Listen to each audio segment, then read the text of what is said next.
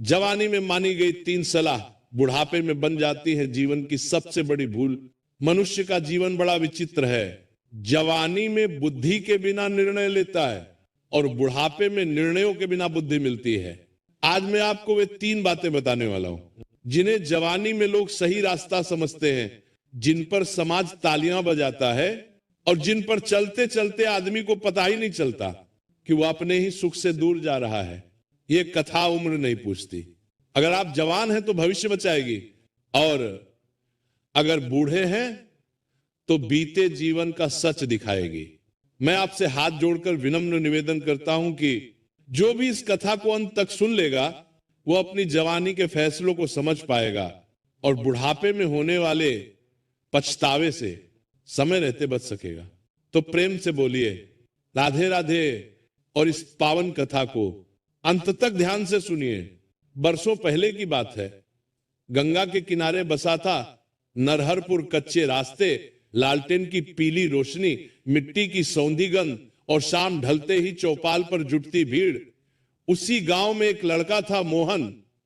तेज नयन नक्श, चौड़ा माथा और जवान खून में वही उबाल जो बैसाख की लू में भी ठंडी हवा को चुनौती दे दे।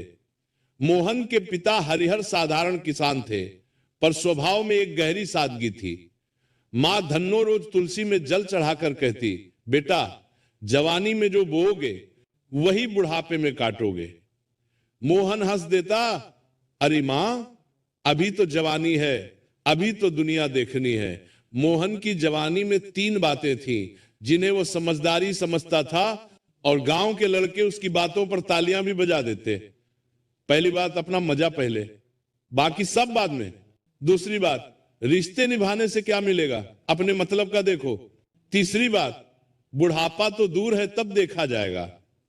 उस समय गांव में हर साल कार्तिक मेले के बाद एक बड़ा तमाशा होता, नौटंकी अखाड़ा, और दूर दूर से आए सौदागर।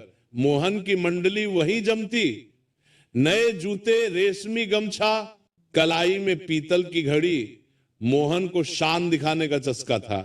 पिता खेत में पसीना बहाते और मोहन चौपाल पर बैठकर कहता, जीना भी कोई जीना है, बस हल चलाओ, बस अनाज उगाओ, इससे दुनिया नहीं चलती।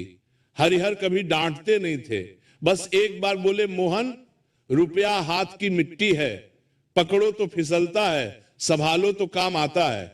मोहन हंसा, बाबा आप पुराने जमाने के हो, आजकल दिमाग चलता है, खेत नहीं। उसी गांव में एक बुजुर्ग